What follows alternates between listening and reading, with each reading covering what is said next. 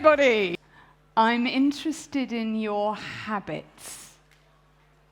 Not all of them, luckily. I'm interested in the habits that you have and I have around when we speak up and when we stay silent. And the habits that we have around when we listen and who we listen to and who we don't.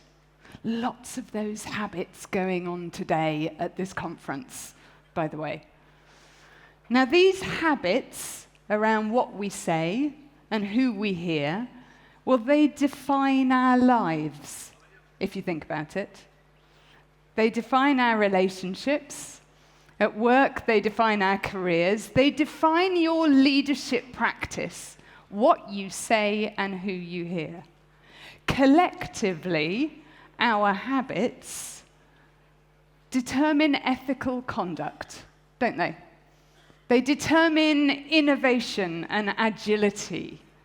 That's probably why speaking up and psychological safety is possibly one of the hottest topics in leadership and management over the last few years.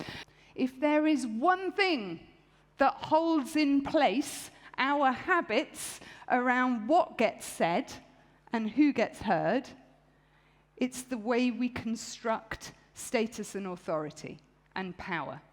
And do you know, nearly every organization I know that is trying to instigate psychological safety, hardly any of them are talking about power and how to disrupt it. So that's the first thing to watch out for. How you show up as leaders affects the voices of the people around you.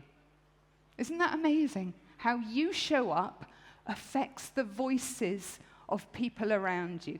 That's true, by the way, at home as well as at work. Okay. Second thing. So listening is important, right? But there's another big problem here. Because when I tell leaders and managers that they need to listen, normally most of them nod their head and they go, yes, absolutely, Megan, listening, really important. And there's another little voice in their head, and it might be in your heads too right now. And the other little voice in their head says, luckily, I'm quite good at that already. Now, we've surveyed about 22,000 employees globally, and one of the questions we asked them is, do people in senior positions in your organization, do they listen? Okay, so this is the norm data. 83% of our 22,000 employees globally, 83% says, you know what, yes. People in senior roles would usually or always listen if it was an issue of malpractice. Bit less likely, quite a lot less likely actually, if it's an idea or something to do with social and environmental issues. Considerably less likely if I'm challenging ways of working. Interesting, but this is what I want to show you.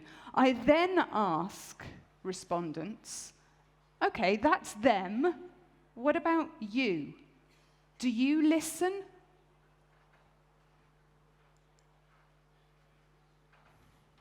Apparently, we're all brilliant at listening.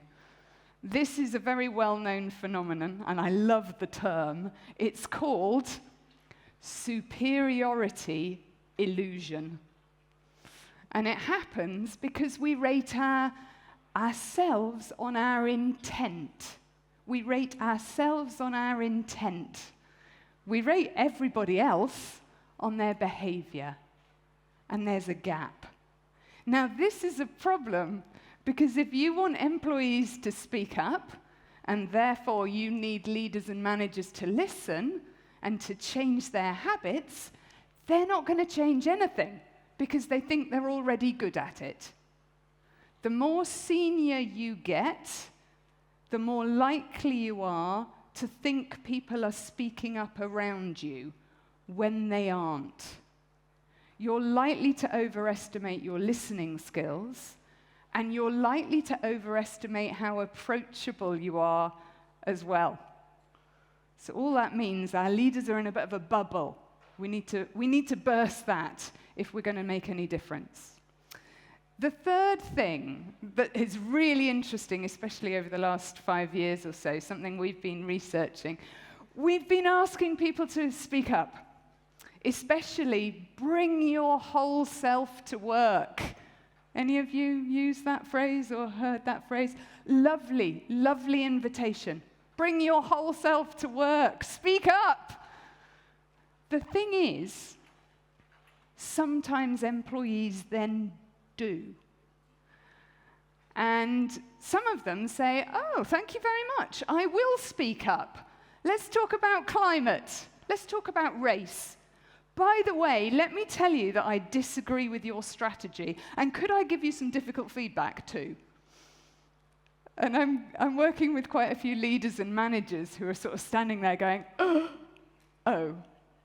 In fact, I spoke to a finance director at a conference recently, and he said to me, Megan, we've been having a speak up initiative.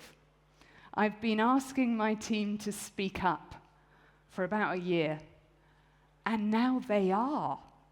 And he said, I've got to be honest, when I said speak up, I kind of meant about compliance and with some ideas. He said, quote, I wasn't banking on getting everything else.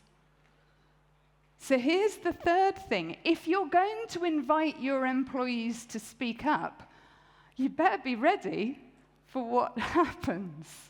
You'd better be ready for some messy conversations. You'd better be ready for some conversations that you haven't practiced before. Whatever you do, don't say, bring your whole self to work, and then tell everybody that there are terms and conditions applied to that. We interviewed somebody recently, and they said, being at work in my team meeting is like drinking from a fire hydrant. So in other words, there is so much to do. I have a list this long, I can't breathe, let alone have a conversation to reflect on what we did or to innovate or create. Now, in our research, we talk about two gazes in organizations, which are two orientations on the world. Firstly, there's and this is inspired by the work of Ian McGilchrist and also Martin Buber. So one frame on the world, one way of looking at the world, we call the instrumental gaze. And that's when we have a narrow focus. We see ourselves as separate. We see utility.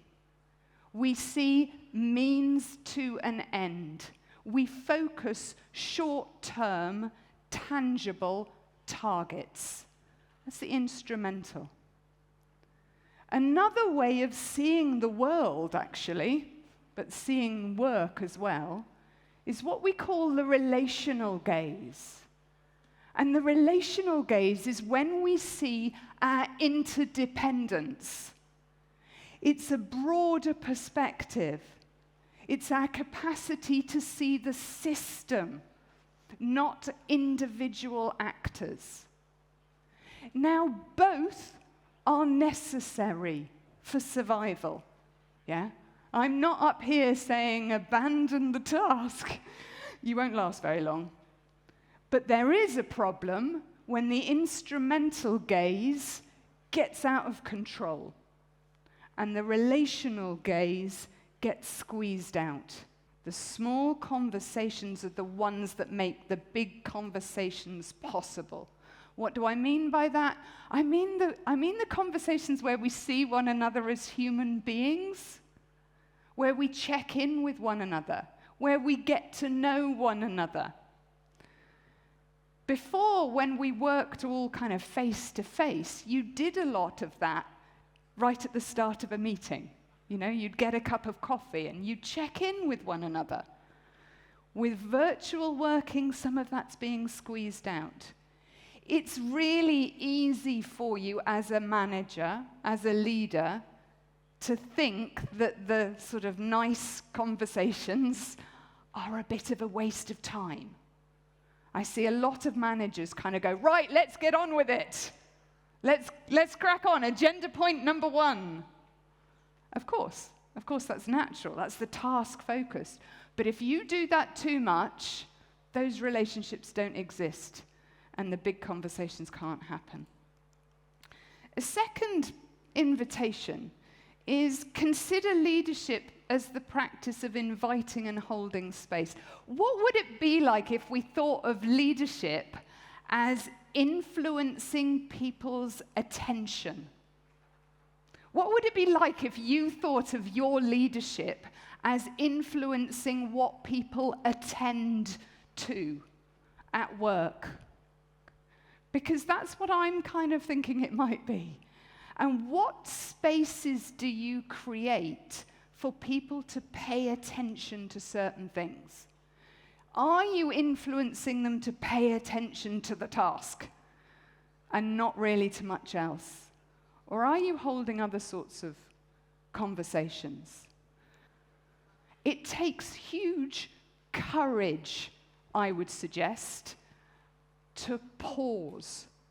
In fact, in our research, we talked a lot about permission to pause.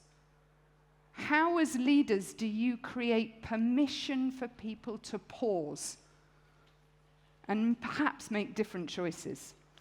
Why are we doing what we're doing? What is the purpose of my leadership? Yeah, really, what really matters? And frankly, that is the question that you need to be asking pretty much every day. And if we forget to ask that question, then we make choices that are from the instrumental gaze as opposed to relational. So we'll leave you with that question. What really matters to you with your leadership? Thank you.